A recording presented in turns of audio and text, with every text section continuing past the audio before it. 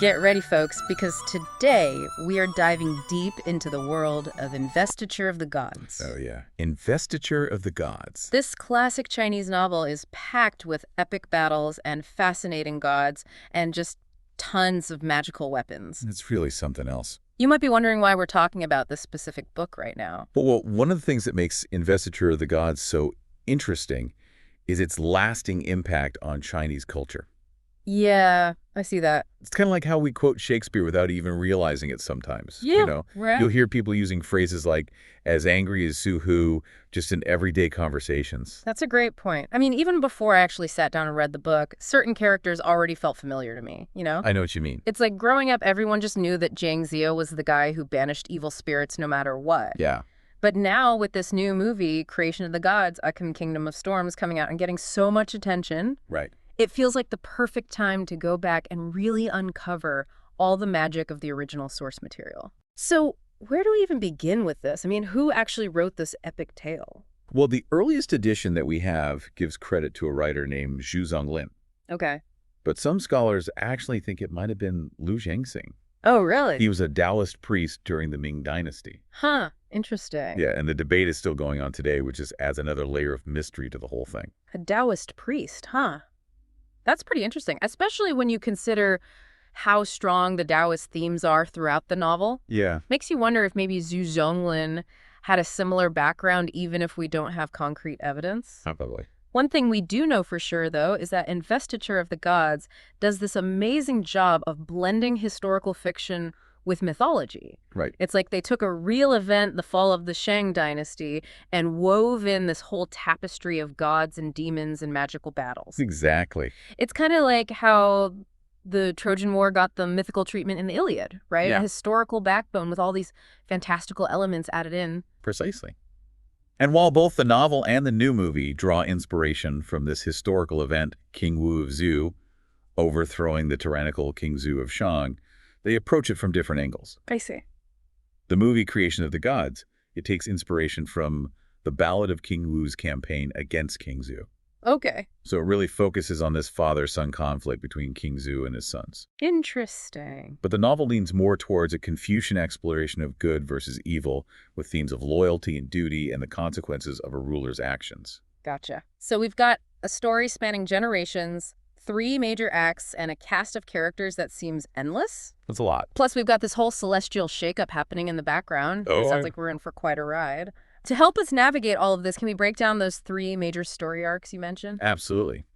We start with King Zhu's reign and his descent into tyranny. Okay. Then we move into his failed campaign against Western Qi, and finally we witness King Wu's rise to power and that grand climax of the Investiture of the Gods. A lot to unpack there. Each act is really deeply connected to this restructuring of the celestial order. Right. It adds this whole cosmic dimension to the human drama that's unfolding.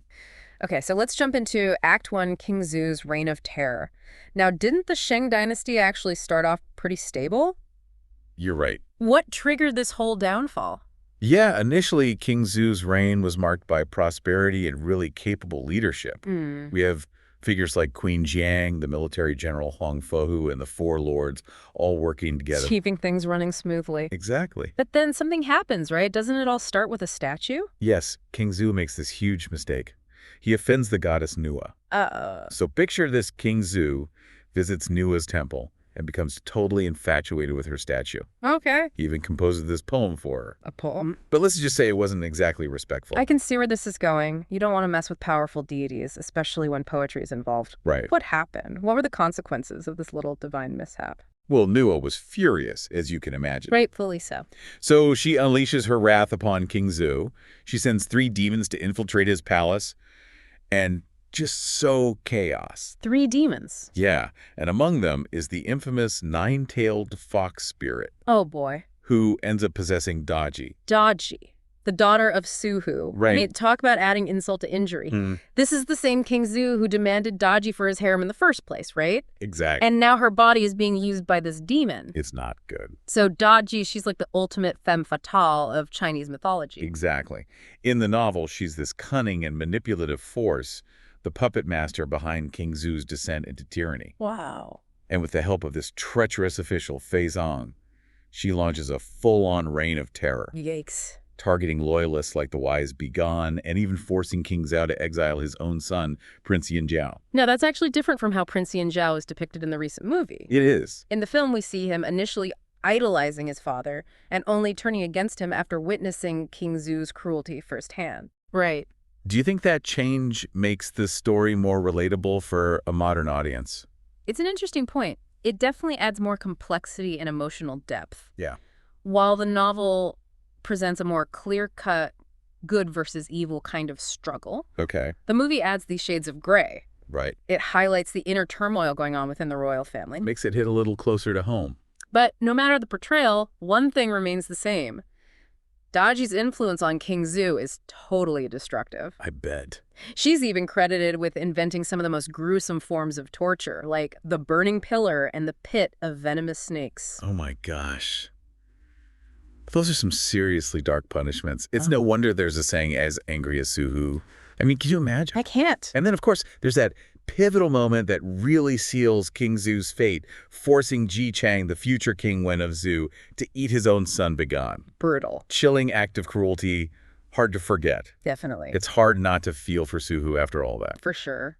By the way, did you see Li Shuijian's performance as Ji Chang in the film? I did. His portrayal of that moment was absolutely heartbreaking. Oh, it was incredible. He really captured the grief and despair of that situation perfectly. Yeah. It's one of those scenes that just sticks with you. Totally. It really cements King Zhu's image as a heartless tyrant, setting the stage for the rebellion that will eventually bring him down. Absolutely.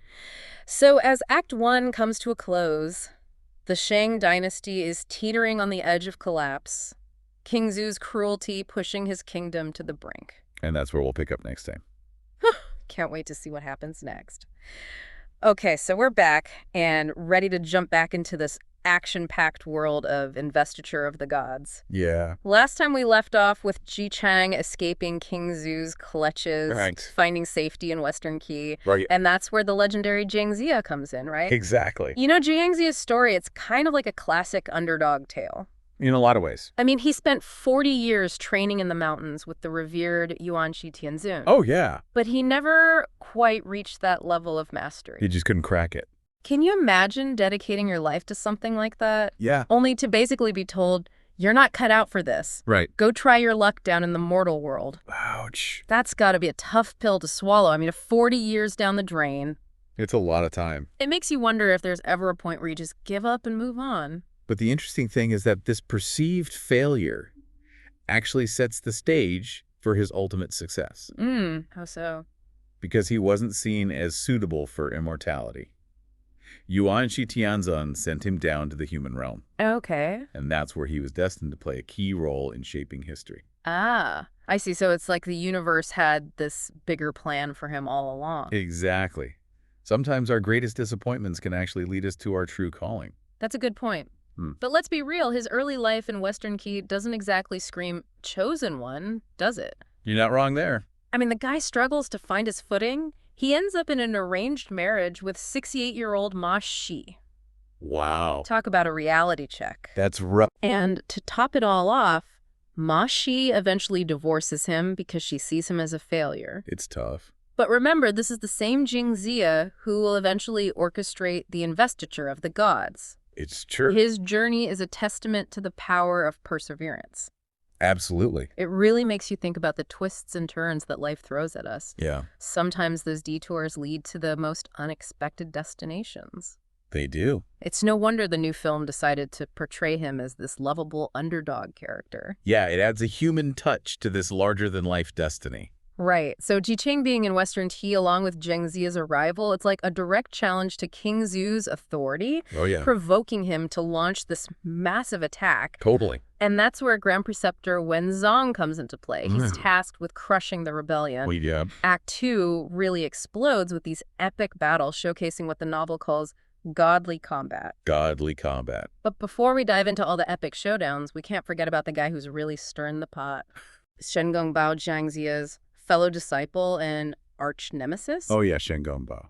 Now, didn't Yuanshi Tianzin actually warn Jiang Ziya about someone who would try to challenge him? That's right. Before Jiang Ziya went down to the mortal world, Right. Yuanshi Tianzin warned him about a figure who would try to stand in his way. Okay. And it turned out to be Shen Gongbao. Driven by rivalry and vengeance. Oh, yeah. He's determined to see Jiang Ziya fail. And he'll stop at nothing to make that happen. Talk about holding a grudge. Wow. So we've got these two armies clashing, this personal vendetta playing out. Yep. And this whole concept of godly combat adding another layer to the warfare. Right. So paint us a picture. Yeah. What exactly does godly combat entail?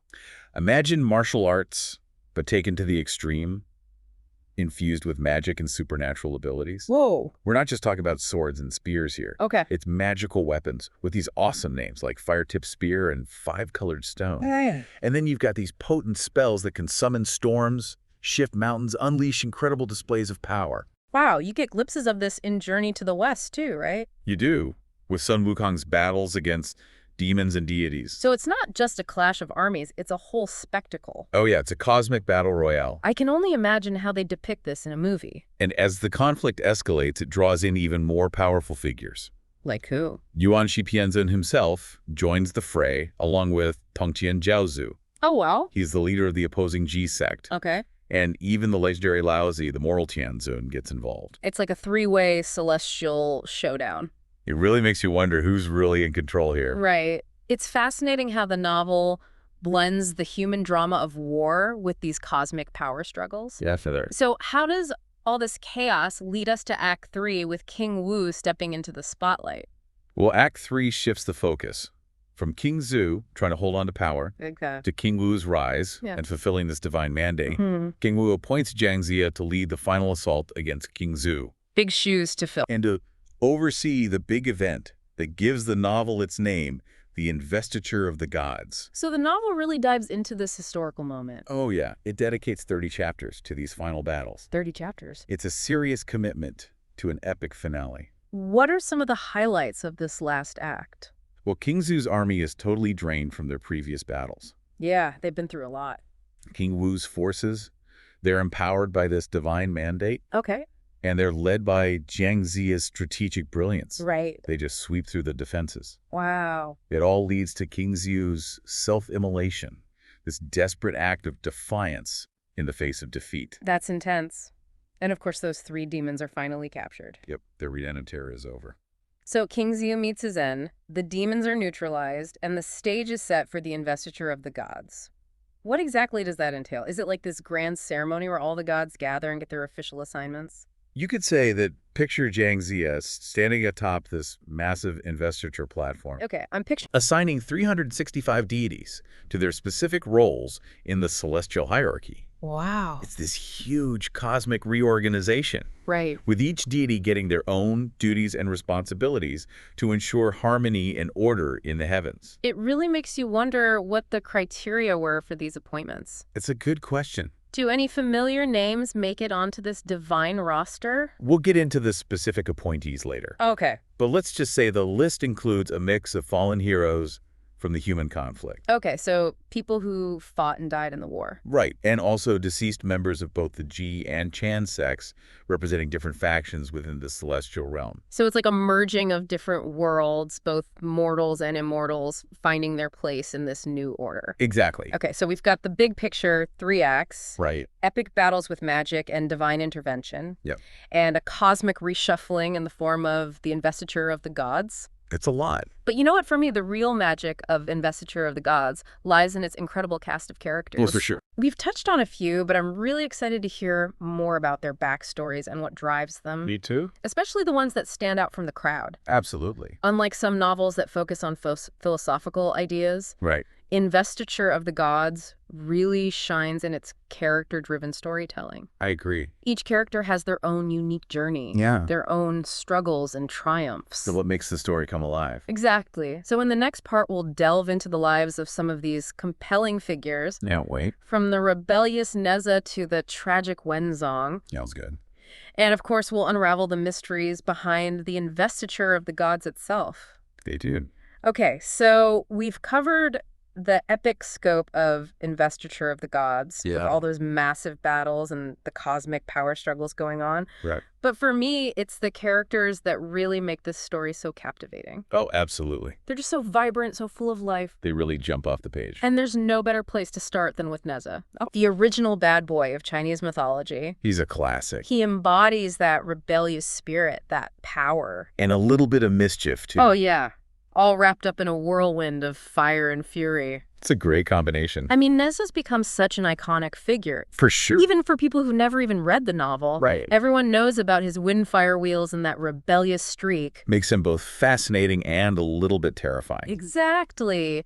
He's so important to the story that the novel dedicates 3 whole chapters just to his birth. That's right. We get Li Jing's wife's 3-year pregnancy, A long one. the appearance of this mysterious meatball. Oh, yeah, the meatball. Which, by the way, you won't find that detail in the animated film Nezha the Lotus Prince. It's a novel exclusive. And then Li Jing's rather hasty decision to cut it open, Not the best idea. revealing this extraordinary child inside. Talk about a dramatic entrance. It's a pretty wild origin story. It really is. Makes you wonder if there's some deeper meaning behind that whole meatball thing. Right. Could it be foreshadowing Nezha's rebellious nature, his tendency to disrupt expectations right from the start? That's a great point. It definitely sets him apart from the very beginning. And then, of course, we have his training under the immortal Tai Zenren, Right. who gives him those iconic weapons, the fire-tipped spear, the windfire wheels, the red silk sash. The ultimate starter kit for a celestial warrior. He's practically a one-man army at that point. Pretty much. But all that power doesn't exactly make for a peaceful childhood. You're telling me I'm guessing things got a little out of hand? Oh yeah, Nezha's early exploits are a whirlwind of chaos and defiance. Sounds about right. He's like a force of nature challenging authority wherever he goes. So, a bit of a troublemaker? To put it mildly, Yeah. he causes havoc in the Dragon Palace, kills the Dragon Prince, Oh, wow. and even ends up in this deadly conflict with Fengshen Yanyi. Who's that? She's a deity who tries to punish him for his actions. I see. In a lot of ways, his rebellious nature reminds me of Sun Wukong from Journey to the West. Oh, yeah, I That's see it. that. They both embody this spirit of challenging the established order. Right, even if it means facing some pretty serious consequences. Exactly. But there's also this depth to Nezha's character, Absolutely. this sense of loyalty and self-sacrifice. It shines through. Especially in that moment when he returns his flesh and bones to his parents Powerful moment. to protect them from heavenly retribution. It's a pretty big sacrifice. It really shows a different side to his rebellious nature. It does. It reveals the complexity of his character. He's not just some reckless agent of chaos. Right. He's capable of profound love and selflessness. And this act of sacrifice leads to that incredible scene Oh, yeah. where Tai Zenren reconstructs Nezha's body using lotus flowers and roots. Giving him a second life. That's how he becomes the Lotus Prince. That's a pretty cool transformation. It's amazing how his story has resonated across generations, I know, it's incredible. being reinterpreted in so many different ways. You mentioned the animated film Nezha the Lotus Prince, which portrays him as more of a heroic figure fighting to protect the innocent.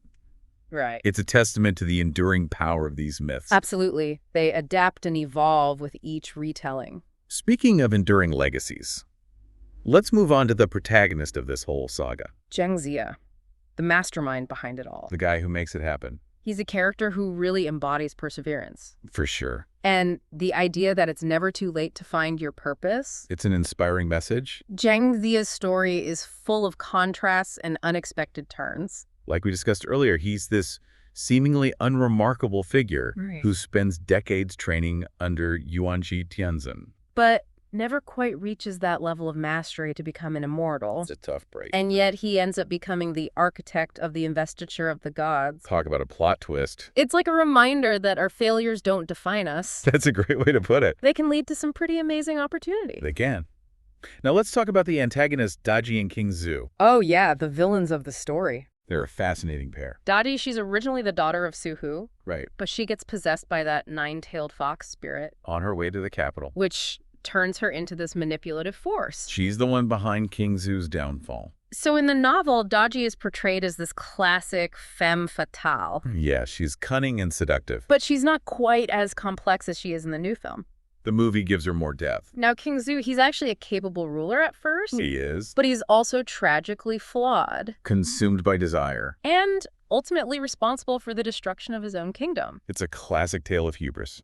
And the film does a great job of presenting a more nuanced version of King Zhu. It goes beyond that simple good versus evil dichotomy. Exactly. And then there's Wenzong, Wenzong, the Grand Preceptor. a compelling character from the antagonist's side. For sure. He's unwavering in his loyalty to King Zhu. Totally devoted. And he plays a pivotal role as a military leader, A true pillar of strength. which contrasts sharply with Huang Feihu, who ends up defecting to Western Qi. Wenzong is irreplaceable. Even King Zhu respects him. Yeah, even when they disagree. Like when Wenzong opposed the persecution of those loyalists, He stood his ground. but his loyalty ultimately leads to his downfall. It's a tragic end. A dedicated servant dying to defend a corrupt regime, It makes you think about the complexities of loyalty and duty. for sure. And then we have Tu Xingsun and Deng Shanyu. A love story forged in battle. Tu Xingsun is a disciple of Zhu Lusun. Right. Initially, he joins the fight against Western Qi. Lured by Shen Gongbao. He has this unique ability called Earth Escape. Yeah, he can travel underground. Then we have Deng Shanyu, Beautiful and skilled. the daughter of Deng Zhigong. Armed with the 5 colored stones. They end up getting forced into marriage. Similar to Wang Ying and Hu Sunyang in Water Margin. Eventually, they defect to Western Qi. Fighting for the right side. But sadly, they meet their end during the final battle. A tragic but heroic end. Now let's talk about the investiture of the gods itself. The event that gives the novel its name. It's not actually a physical object like it's depicted in the film. Right, it's more of a plot device. So how does this whole investiture of the gods thing work? Well, in the celestial realm, there's this concept of a 1,500-year cycle. Okay, kind of like the dynastic cycles in Romance of the Three Kingdoms. Exactly. And during King Wu's campaign, the 3 Taoist leaders, Yuan Qi Tianxun, Tunten, Zhao Zhu, and Laozi. they see an opportunity to restructure the celestial order. So the investiture of the gods blends human history with the divine. It uses the conflict between the Shang and Zhu as a backdrop for this grand competition. To fill 365 positions on the celestial roster, It's like a divine job board. with specific roles and responsibilities for each deity. The appointees fall into 3 main categories. Okay, what are they? Deceased members of the Ji sect. Okay. Deceased members of the Chan sect. Fallen heroes from the human conflict. So it's a mix of mortals and immortals. All finding their place in the new order. Some notable figures who make the cut include Wenzong. He's appointed as the 9 heavens responding primordial thunder universal heavenly lord. That's a mouthful. And then there's Yinjiao King Zhu's son. Right? He becomes the year star deity. Okay. And Suhu Daji's father. Oh, wow. He's appointed as an Eastern Star official. Interesting. And what about Big N? The one who is forced to eat his own son. Yeah. He becomes the purple subtlety emperor of the Middle Heaven North Pole. That's a pretty powerful position considering what he went through. But you might be wondering why some prominent figures like Nezha Jiang and Lei Zhenzi aren't on the list. I was just thinking that. Well, they already had divine status. Right. And their contributions to the founding of the Zhou dynasty placed them above the appointed deities. So they were already top tier. Exactly. This whole concept of a list isn't unique to Investiture of the Gods. Oh, really? You see it in other classic Chinese novels like Water Margin. Right, with the 108 heroes. Exactly. And Dream of the Red Chamber has its hidden list of lovers. Interesting. The Scholars has its list of worthies. Okay. And Flowers in the Mirror features a list of flowers. So these lists serve a specific purpose. They provide structure, connect characters and events, and just make the narrative more cohesive. So there you have it, folks.